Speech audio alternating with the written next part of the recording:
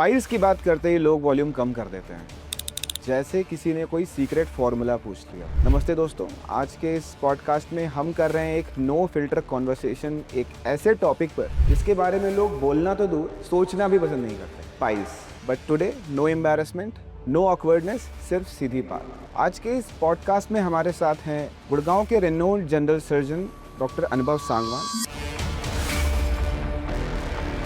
जो miracles health care में practice कर रहे हैं और जिन्होंने पाइल्स, फिशर, फिस्टुला जैसे हज़ारों इनोरेक्टल प्रॉब्लम्स के केसेस को सक्सेसफुली ट्रीट किया है। सबसे पहली गलती जो लोग पाइल्स के शुरुआत में कर देते हैं वो क्या होती है? एक्चुअली इग्नोरेंस सबसे बड़ी गलती है। आपने ज़्यादा मिर्ची खा ली तो आपको पाइल्स हो गया। मिर्ची खाने से पाइल्स बढ़ते नहीं है। उलझन में रहते हैं पेशेंट की पाइल्स, फिशर, फिस्टुला ये सब सुनने में एक जैसे लगते हैं और ये सब एक ही फैमिली के हैं। सो इनमें एक्चुअली डिफरेंस क्या है? हाँ, ये तीनों चीज़ एक ही फैमिली की है। इनको एनोरेक्टल डिजीज़ कहते हैं। इनके सिम्टम्स अलग हैं, इनका ट्रीटमेंट अलग है। ये ओपन सर्जरी भी होती है पाइल्स की, लेज़र सर्जरी भी होती है, तो इनमें अगर एक क्लियर डिफ्रेंशिएशन आप दे सकें। छोटा भी कट लगाएंगे वो आपको अगले 10 दिन पेन करेगा। ओके। सो इसीलिए लेज़र मार्केट में आई है, लेज़र इसके ट्रीटमेंट में एंटर किया है। बिकॉज लेज़र से हम क्या करते हैं, बिल्कुल मिनिमल इन्वेसिव, बस जो हमारा लेज़र फाइबर का टिप होता है वो एंटर करता है। ओके। अंदर हम जो हमें ट्रीटमेंट करना होता है, मसल्स को लूज करना होता है, स्फिंक्टरोटमी करनी होती है, अंदर अंदर करके आ जाते हैं। स्किन पे कोई कट नहीं होता है। क्या मैरिड लोगों को ज़्यादा पाइल्स होने के चांसेस होते हैं? पाइल्स की बात करते ही लोग वॉल्यूम कम कर देते हैं, जैसे किसी ने कोई सीक्रेट फॉर्मूला पूछ लिया हो। नमस्ते दोस्तों, आज के इस पॉडकास्ट में हम कर रहे हैं एक नो फिल्टर कॉन्वर्सेशन एक ऐसे टॉपिक पर जिसके बारे में लोग बोलना तो दूर, सोचना भी पसंद नहीं करते, piles. But today no embarrassment, no awkwardness, सिर्फ सीधी बात। आज के इस पॉडकास्ट में हमारे साथ हैं गुड़गांव के रेनोल्ड जनरल सर्जन डॉक्टर अनुभव सांगवान, जो मिरेकल्स हेल्थ केयर में प्रैक्टिस कर रहे हैं और जिन्होंने पाइल्स, फिशर, फिस्टुला जैसे हज़ारों इनोरेक्टल प्रॉब्लम्स के केसेस को सक्सेसफुली ट्रीट किया है। Hello doctor, welcome to the show. Hello. वो स्टार्ट करते हैं। डॉक्टर, सबसे पहली गलती जो लोग पाइल्स के शुरुआत में कर देते हैं वो क्या होती है? हाँ, एक्चुअली इग्नोरेंस सबसे बड़ी गलती है। सो बेसिकली वो समझते हैं कि ऐसे ही कोई जलन हुई होगी, कुछ खा लिया होगा एंड ऑल दैट। बट अगर एनर सीजन में कोई ब्लीडिंग होती है या फिर कोई जलन होती है तो वो कुछ एबनॉर्मल है, it's not normal. Second is delayed visit to proctologist और सर्जन। अपने आप से कोई रेमेडी ले लेते हैं, होम रेमेडीज, या किसी स्टोर पे जाके कुछ खुद से ही XYZ वो ऑइंटमेंट लगा लेते हैं। तो you should visit your doctor and get it treated. Okay. और फिर बाद में ऐसा भी होता है कि ब्लेम इंटरनेट पे डालते हैं कि हमने तो इंटरनेट पे देखा था और ऐसा हो गया। ओके। सर, आजकल लोग वॉशरूम को मिनी वेकेशन स्पॉट बना देते हैं, जैसे कि रील्स देखते हैं, वहाँ पे फ़ोन चलाते हैं, न्यूज़पेपर भी पढ़ रहे होते हैं। सो ये सब जो आदतें हैं ये पाइल्स को वर्स बनाने में कितना रोल प्ले करती हैं? डायरेक्ट रोल है, बिल्कुल। अगर आप इंग्लिश कमोड में 5 मिनट से ज़्यादा बैठ रहे हैं एंड विद अ डिस्ट्रैक्शन बैठ रहे हैं तो वो आपकी जो ब्लड वेसल्स हैं, जो एनल वेसल्स हैं, उन पे प्रेशर बढ़ाती हैं एंड इवेंचुअली पाइल्स कॉज करती हैं। ओके। सो उसमें ज़्यादा टाइम ना बिताएं, मेरा सजेशन तो यही है।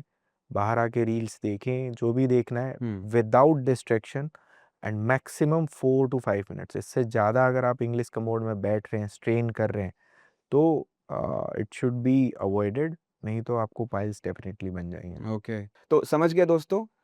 बाथरूम को मी टाइम मत बनाइए, finish your work and leave time बनाइए। रील्स वॉशरूम के बाहर ही सेफ और एंटरटेनिंग लगती हैं। डॉक्टर, ये मिथ हर जगह वायरल है कि आपने ज़्यादा मिर्ची खा ली तो आपको पाइल्स हो गया, या सिटिंग जॉब वालों को ही पाइल्स ज़्यादा होता है।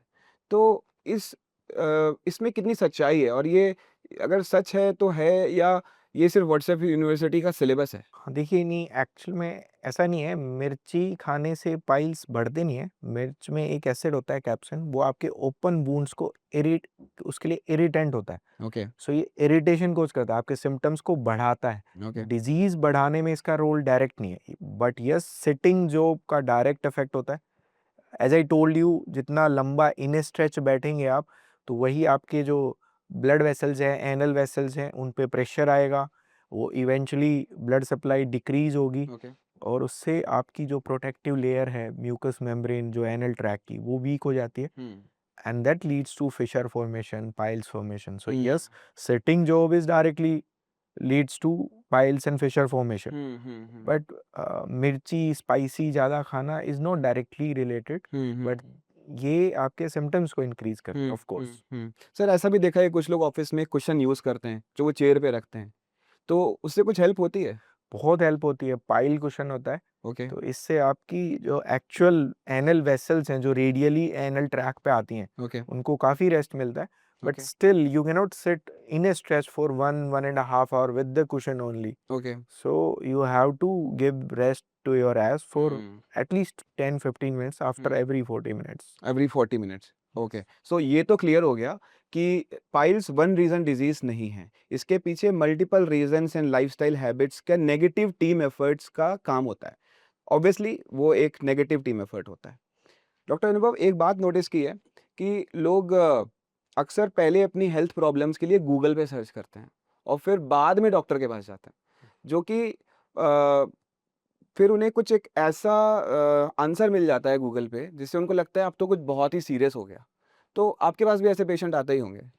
मैक्सिमम पेशेंट्स आते हैं सर। गूगल तो बहुत कॉमनली यूज़ करते हैं पेशेंट्स आजकल, और गूगल एग्जेजरेट करके ही डेफिनेटली बताता है आपकी जो भी सिम्टम्स हैं उनका। सो गूगल से आप इंफॉर्मेशन कलेक्ट कीजिए, और आजकल चैट जीपीटी हैं, एआई हैं, वो काफ़ी प्रिसाइज इंफॉर्मेशन देते हैं। But don't go for treatment and diagnosis. आप जो भी सिम्टम्स हैं उनके बारे में पढ़िए। गूगल विल टेल यू कि यस ये एक डिजीज़ है and you should visit your surgeon for further treatment. तो उसके लिए आप सर्जन से मिलिए। वो फिशर है, वो पाइल्स है, फिस्टुला है, सबके ट्रीटमेंट अलग हैं, सिम्टम्स अलग हैं, तो हम उस हिसाब से ट्रीट करेंगे। So don't take treatment from Google और chat GPT, and go visit your surgeon as soon as you feel these symptoms. Okay, तो समझ गए आप लोग, गूगल से सिर्फ इंफॉर्मेशन मिल सकती है, सही ट्रीटमेंट और केयर डॉक्टर ही दे सकते हैं।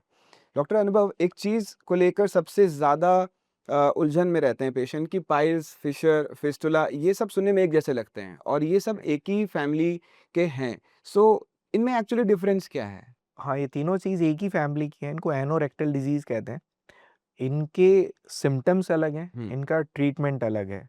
बाकी जो फैक्टर्स हैं जिनसे ये होते हैं वो ऑलमोस्ट ओवरलैपिंग है। ओके सो बेसिकली जो अपना एनल ट्रैक है वो एक प्रोटेक्टिव लेयर से कवर्ड होता है। ओके इसको म्यूकस मेम्ब्रेन, सब म्यूकस मेम्ब्रेन कहते हैं। ओके उनको कुछ फैक्टर्स वीक कर देते हैं। Okay those are long sitting, chronic constipation, okay low liquid diet, low fibrous diet, long sitting in English commode, English toilet, and increase uptake of complex diet, tobacco intake. Okay So ये सब factors हैं।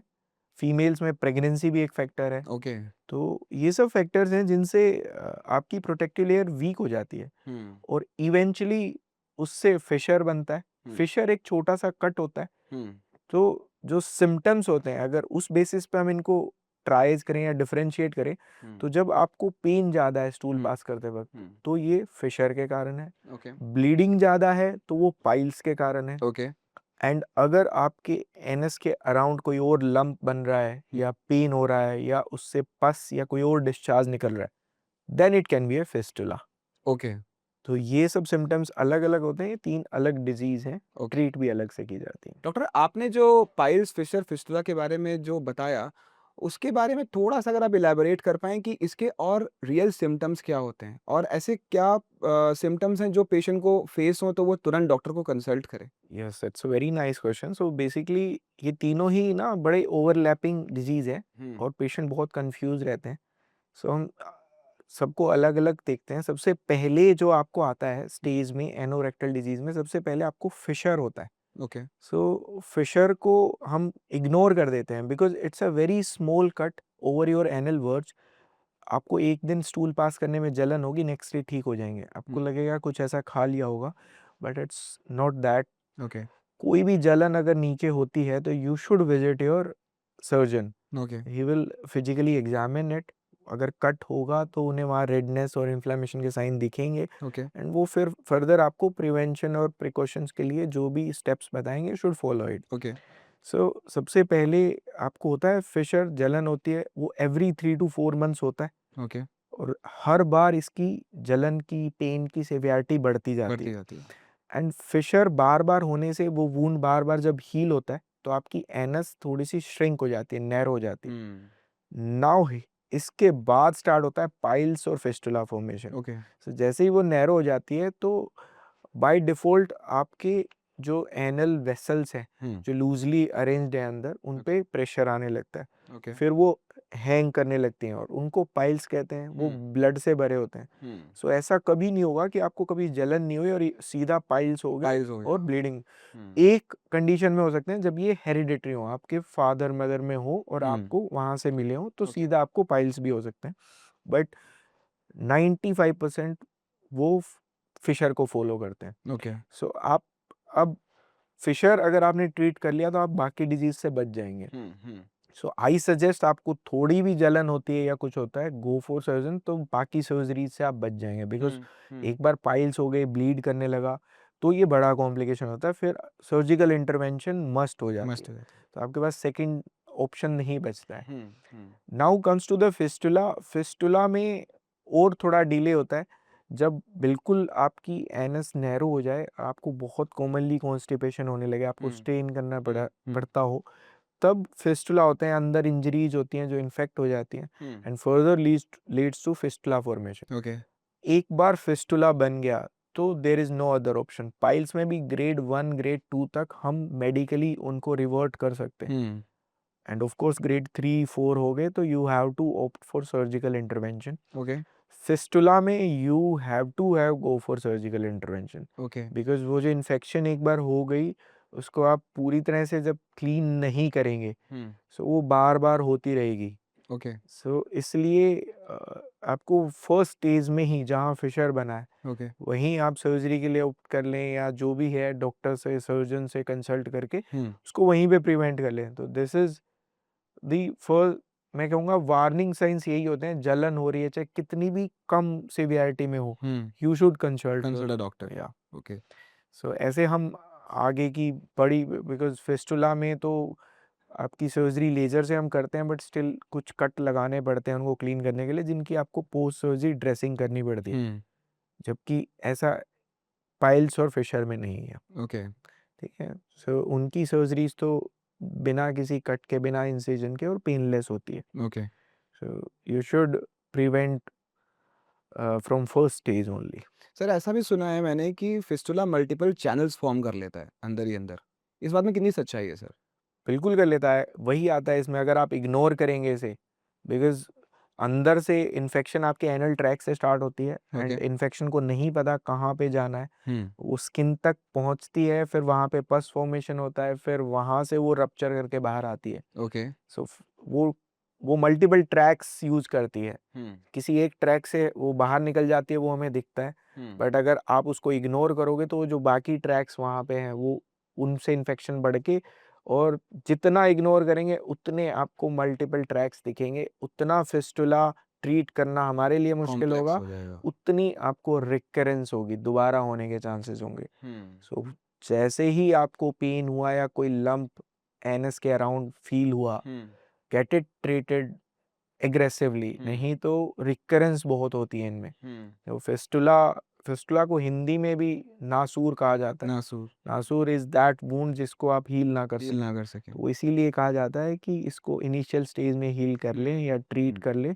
नहीं तो ये non healing बन non सकता है। Healing बन सकता है। सर अक्सर ऐसा सुना जाता है कि ये ओपन सर्जरी भी होती है पाइल्स की, लेज़र सर्जरी भी होती है। तो इनमें अगर एक क्लियर डिफरेंशिएशन आप दे सकें? That's a very good question. Basically अब एडवांस टेक्निक आ गई हैं, ओके, हम लेज़र से ट्रीट करते हैं।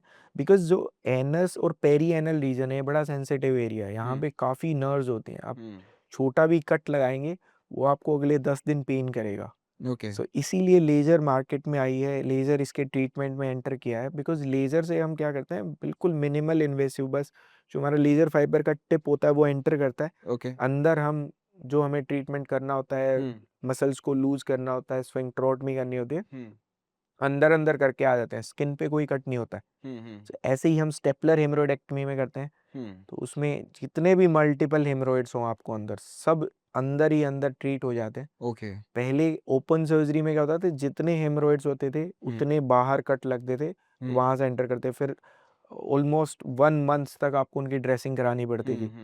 सो इस सब चीज से पोस्ट सर्जरी मोर्बिडिटी से बचने के लिए ओके। लेजर, स्टेपलर, ये सब एडवांस टेक्निक आई है। So I suggest always opt for minimal invasive advance techniques, okay. और उससे रिजल्ट भी अच्छा आता है, बिकॉज पोस्ट सर्जरी आप 1 महीने तक ड्रेसिंग करने में आपकी कंप्लायंस ठीक नहीं होगी और वो वापस इन्फेक्ट हो जाते हैं। इन्फेक्ट हो जाएगा। तो रिकरेंस रेट भी डेफिनेटली कम हुए हैं इन टेक्निक्स के साथ। So always go for laser surgeries over open surgeries, stapler surgery over open surgery. Okay.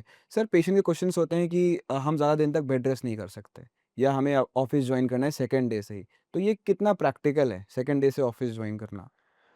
देखिए, as I told you, minimal invasive surgeries में आप आपकी मॉर्बिडिटी कम होती है, आप जल्दी रिज्यूम कर सकते हैं सर्विसेज। बट कोई भी सर्जरी हो या कोई भी चोट लगती है अपनी बॉडी में, तो एक बॉडी की स्टेज होती है सोजन या इन्फ्लेमेशन कहते हैं, वो 72 आवर्स तक रहती है। तो वो 72 आवर्स थोड़े डिस्कम्फर्ट वाले होंगे। अगर आपके ऑफिस में लॉन्ग सेटिंग नहीं है, स्ट्रेन नहीं करना, तो you can resume from second day. But अगर लॉन्ग सेटिंग है तो आई सजेस्ट कि 3 दिन रेस्ट कर ले, okay. and you can go for your like services. You can resume your services after third day if I'm talking about laser surgeries. Okay. Open surgery में तो of Will take course time. 2 हफ्ते से पहले आप नहीं जा जा पाएंगे। नहीं सकते, तो सर इसमें कंप्लीट बेड रेस्ट रहता है कि ऐसा, मतलब थोड़ा बेड रेस्ट और नहीं नहीं, home absolutely not, complete bed rest नहीं होता। आप अपने रूटीन वर्क सेकंड डे कर से सकते स्टार्ट हैं? कर सकते हैं। बस जो स्ट्रेन वाले वर्क हैं, लॉन्ग सिटिंग के हम्म। हैं, जो एनएस पे स्ट्रेन आए जहाँ पे, वो सब आफ्टर 3 to 5 days। सर, ऐसे 5 टिप्स आप बता सकते हैं जो अगर कोई फॉलो कर ले तो उसको पाइल्स होने के चांसेस ऑलमोस्ट ज़ीरो हो जाएँ? बिल्कुल सर, जैसे हमें प्रिवेंशन में मैंने बताया था कि लॉन्ग सिटिंग अवॉइड करें, इंग्लिश टॉयलेट में, वेस्टर्न टॉयलेट में लॉन्ग सिटिंग अवॉइड करें, okay. Liquid intake, clear fluid और कोकोनट वाटर ये अपना बढ़ाएं। ओके। एंड अगर कोई भी डाइटरी हैबिट्स जिसमें कम्प्लेक्स डाइट आप ज़्यादा ले रहे हैं, ओके। तो वो अवॉइड करें। अगर पूरी तरह से अवॉइड नहीं कर सकते तो डिनर में डेफिनेटली अवॉइड करें। ओके। टाइमली मील्स लें, जैसे कभी भी ले रहे हैं ब्रेकफास्ट, अगर आप 9 बजे कर रहे हैं तो डेली 9 बजे करें। ओके। हमारी बॉडी में एक टाइम सेट हो जाता है हर चीज़ का। डिनर आप 7-8 ओ क्लॉक कर रहे हैं तो टाइमली उसी रेंज में करें। आप अगर ऐसा करेंगे 8 ओ क्लॉक कभी किया फिर 11 किया, तो तो आपको डेफिनेटली कॉन्स्टिपेशन होगा, बाउल हैबिट्स गड़बड़ होंगे। तो ये 5 टिप्स बहुत ज़रूरी हैं, ओके। ये आप फॉलो कर लेंगे तो आपके अगर पाइल्स फिशर हैं भी तो वो भी रिवर्ट हो जाएंगे, वो भी ठीक हो जाएंगे। पेल्विक फ्लोर एक्सरसाइजेस कुछ सुना है मैंने, इसके बारे में कुछ बता सकते हैं? कीगल एक्सरसाइजेज कहते हैं ओके। सर। सो ये बहुत हेल्पफुल होती हैं। ओके। बेसिकली कोई भी एक्सरसाइज करते हैं ना तो आपकी मसल की सर्कुलेशन, ब्लड सप्लाई बढ़ती है। ओके।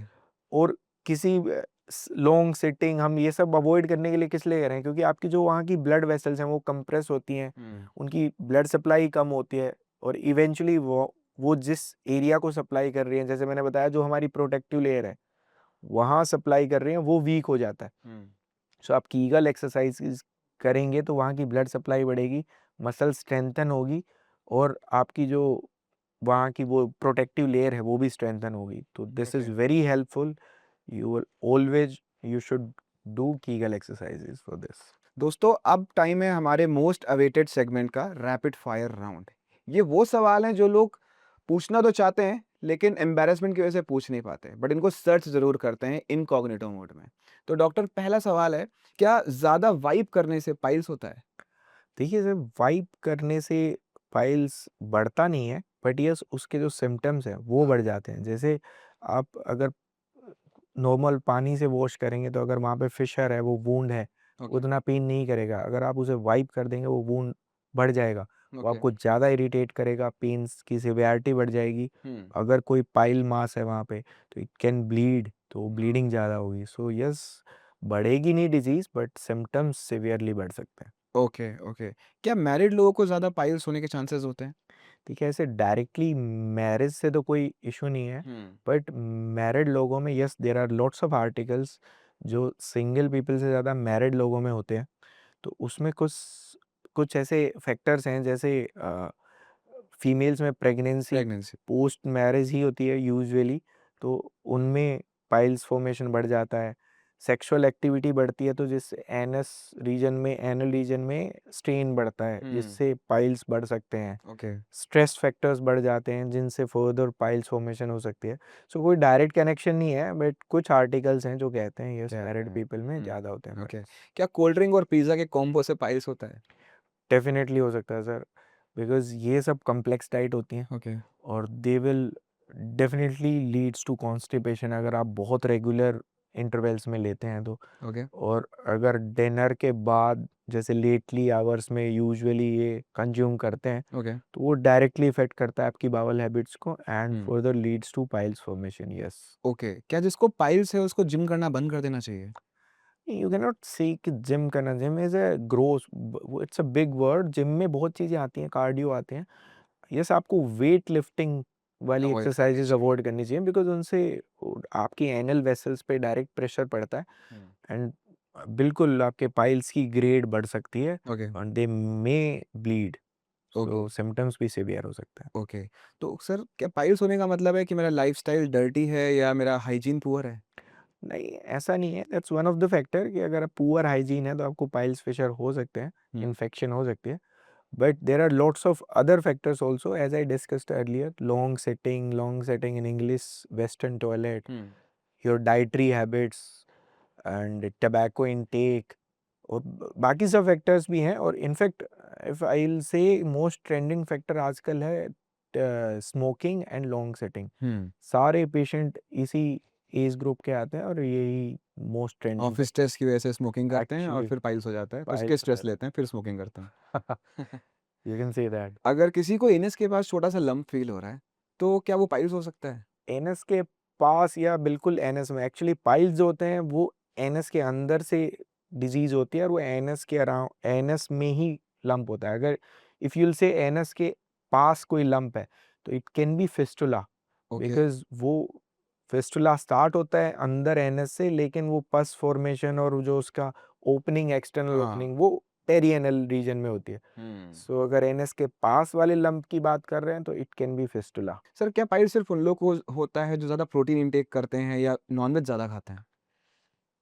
दैट्स नहीं, सिर्फ उनको नहीं होता, बट यस ये कॉम्प्लेक्स डाइट में आता है। ओके प्रोटीन इनटेक और नॉन वेजिटेरियन, और यूजुअली पेशेंट डिनर टाइम में ज़्यादा लेता है हाँ और हमारा मेटाबॉलिक रेट सोने के बाद कम हो जाता है। आप जितनी कॉम्प्लेक्स डाइट डिनर में लेंगे वो डायरेक्टली आपकी बाउल हैबिट्स को इफेक्ट करेगी एंड आपको कॉन्स्टिपेशन कॉज करेगी। आपकी ब्लड वेसल्स को ज़्यादा एंगोज होना पड़ेगा, प्रेशर पड़ेगा उन पे और यस पाइल फॉर्मेशन होता है। जो भी नॉन वेजिटेरियन या प्रोटीन इंटेक डिनर के बाद करते हैं, डिनर में करते हैं। तो सर लेट खाने से अच्छा है कि ना ही खाओ, कुछ लिक्विड ले लो? बिल्कुल बिल्कुल, मैं आई वुड सजेस्ट कि 7 o'clock के बाद डिनर ना करें। डिनर में मतलब सॉलिड डाइट ना लें, be it vegetarian be it non vegetarian. Liquid intake आप बढ़ा सकते हैं, लिक्विड कितना भी ले सकते हैं कोई डिनर इशू के, नहीं है इसमें। और नॉन वेज तो बिल्कुल ना लें। ओके अगर किसी को इनस के पास ब्लीडिंग दिख रही है तो क्या वो कैंसर का रीज़न हो सकता है?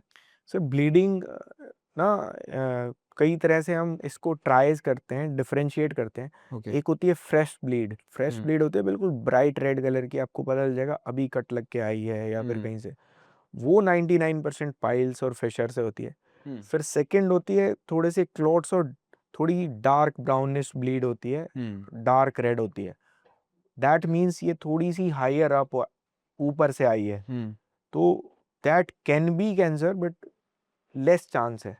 फिर होती है बिल्कुल ब्लैक स्टूल्स के साथ मिक्स होके आना, वो आपकी कैंसर, और वो ऊपर कोलोन की ब्लीड होती है, वो कैंसर होने के ज़्यादा चांस होते हैं। ओके तो वो मैटर करता है सर इसमें। दोस्तों पाइल्स एक कॉमन प्रॉब्लम है बट लोग एम्बैरेसमेंट की वजह से डॉक्टर विजिट्स बहुत डिले कर देते हैं और प्रॉब्लम तब तक बहुत बढ़ जाती है।